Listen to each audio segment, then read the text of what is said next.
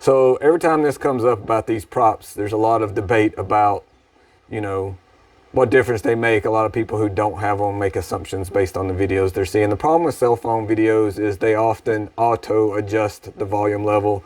So I've got a couple of these. I've got some microphones. I've got a sound pressure gauge so I can actually measure the sound level. So I figured I'd make a video just showing the differences between them.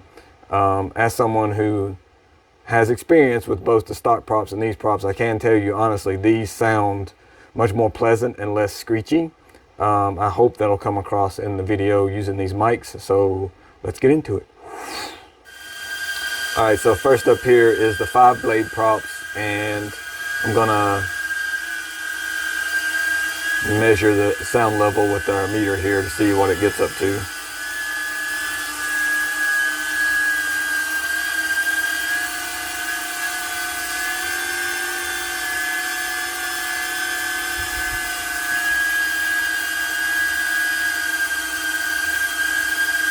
So I've got it set to max peaking here, so it stops on the highest reading, and I've got it practically touching the thing. And the highest reading I can get is 95. Looks like. I thought I saw it jump up to something higher earlier. This isn't the best way to test. I mean, you're supposed to hold back like a foot back.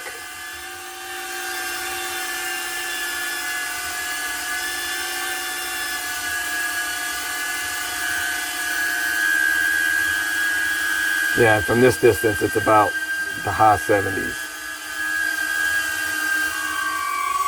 Okay, now here we have the stock blades, and from about a foot away,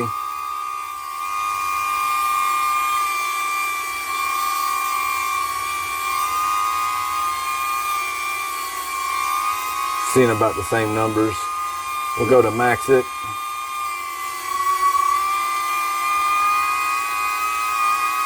And up close,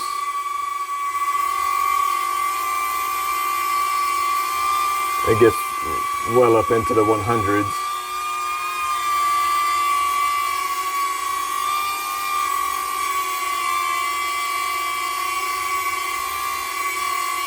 So it's really not a big difference in volume, maybe a decibel or two higher, but it's the pitch. I don't know how well that comes across, but we'll show that in the next clip here.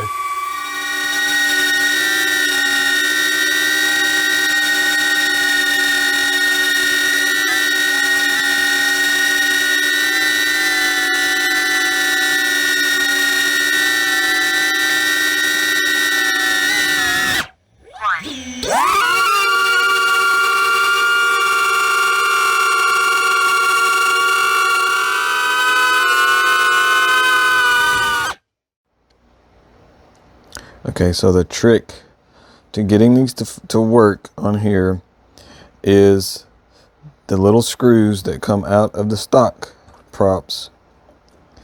They have a shorter path they have to go through. So these aftermarket ones have a longer, deeper channel that the screw has to go through, but it's too narrow of a hole for these screw heads to go down into. So one solution is to get longer screws, and that's fine if you're careful, but the problem is these screws are shouldered. See that? So they can only go in so far. They can't go in too far to damage the motor. If you get longer screws, you have to make sure they're not sticking out of the bottom too far of these props to where they'll damage the motor. So you can get longer screws, and people have recommended the exact length, and that's fine. The other option is you can take what you have. I used a little bit from the Dremel here, and this is the 5/64 inch, 5/64, and I put a little masking tape over the bit just far enough back that I needed to mark how deep to go. And you know you got to experiment a couple times. Don't go drilling too deep, because then you can't undo that. But using the masking tape helps you set your depth for when you drill into this thing, and you just want to go in just a tiny little amount, and then check it with the stock screws and see if you know, engages and tightens down properly. If you drill too deep with this, then when you tighten these screws down into the seat, this prop will sort of wobble. So once you bolt these on, check them and make sure they're not wobbling too much. If they're wobbling too much, you drilled too deep into them, and it's basically, that one's ruined. I mean, you could fly with it, but I would go ahead and get another one. These come in packs of what, 6 or 8 I think, so you'll have some spares.